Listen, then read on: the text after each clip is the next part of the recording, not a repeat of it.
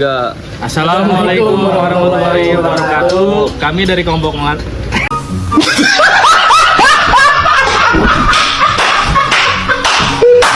Assalamualaikum warahmatullahi wabarakatuh. Kami dari kelompok 6 yang beranggotakan saya sendiri Anugrah Revaldi, Saya Faras Raffi Gunawan. Saya Bagus Fahri Rahmawan. Saya Muhammad Givaldi. dan satu anggota kami yang berada di rumah. Kami menjelaskan tentang materi fintech dan teknologi. Ditonton ya teman-teman. Selamat menonton. See you. Halo semua, selamat datang di video kami. Seperti yang tadi sudah dijelaskan oleh Reval, di sini kita akan membahas yaitu tentang materi finansial teknologi atau yang lebih dikenal dengan fintech.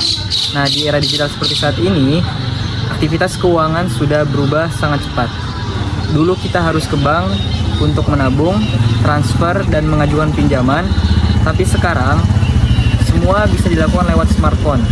Nah, fintech ini adalah inovasi layanan keuangan berbasis teknologi yang membuat proses transaksi menjadi lebih cepat, kemudian bisa menjadi lebih mudah, menjadi lebih aman, dan menjadi lebih efisien.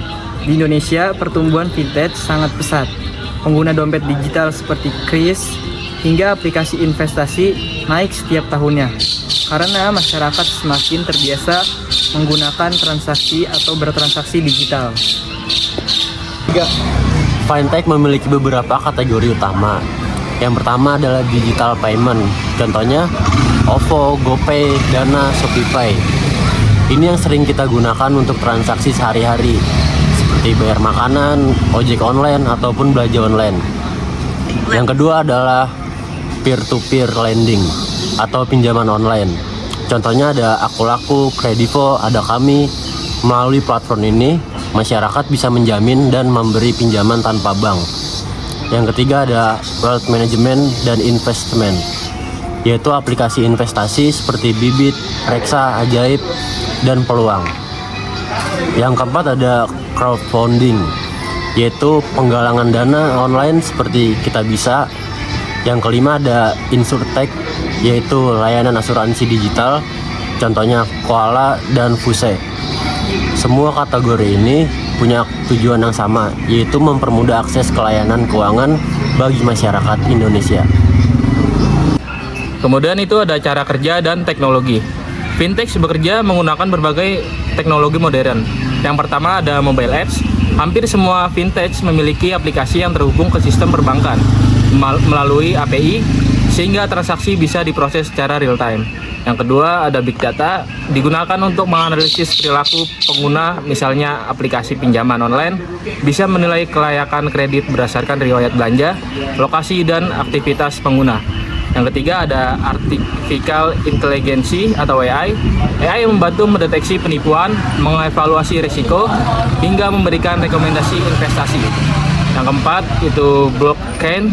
Blockchain digunakan pada layanan seperti kripto atau smart contract yang menjaga keamanan dan transparansi. Contoh sederhananya, ketika kita membayar dengan QRIS, data kita dikirim ke merchant lalu divalidasi oleh bank atau PJSP. Hanya dalam hitungan detik, prosesnya cepat karena didukung sistem digital yang terintegrasi. Selanjutnya ada studi kasus Fintech 2025, yaitu lonjakan utang dan kredit macet dari pinjol atau peer-to-peer lending di Indonesia. Per September 2025, Otoritas Jasa Keuangan atau OJK mencatat bahwa total utang dari pinjaman online atau pinjol atau peer-to-peer lending di Indonesia telah menembus 90,99 triliun.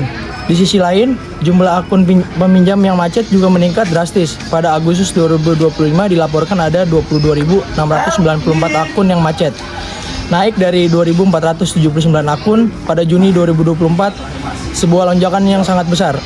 Selain itu, terdapat laporan bahwa sejumlah platform pinjol resmi juga menghadapi masalah serius, misalnya PT Dana Syariah Indonesia atau DSI dikenakan sanksi oleh OJK pada Oktober 2025 karena tertundanya pengembalian dana atau imbal hasil kepada pembelian dana.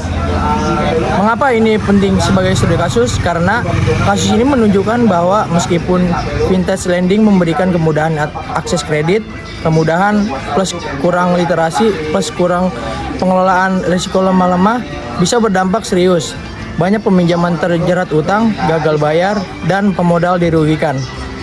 memberi pelajaran penting yaitu literasi finansial dan kehati-hatian sebelum menggunakan pinjol atau P2P lending. Udah, Pak? Perkenalkan, di sini saya ada Maulana. Saya ingin menjelaskan risiko, keamanan data, dan regulasi OJK. Meski memberikan banyak manfaat, fintech juga ini memiliki beberapa risiko.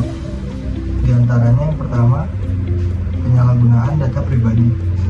Penyalahgunaan data pribadi ini biasanya terjadi sewaktu-waktu digunakan oleh oknum yang tidak bertanggung jawab menggunakan data pribadi kita demi kepentingan mereka.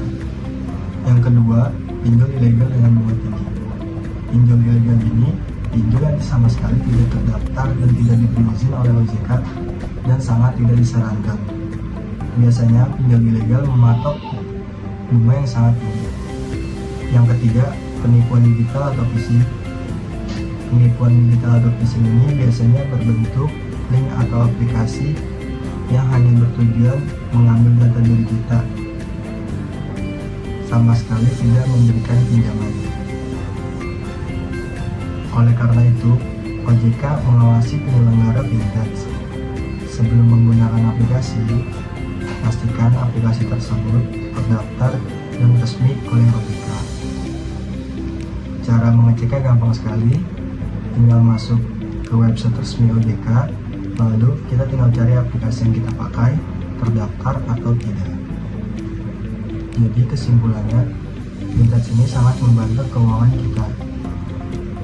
Tapi kita juga harus berhati-hati, memahami fitur, membaca syarat dan ketentuan, dan menggunakan aplikasi yang resmi atau legal.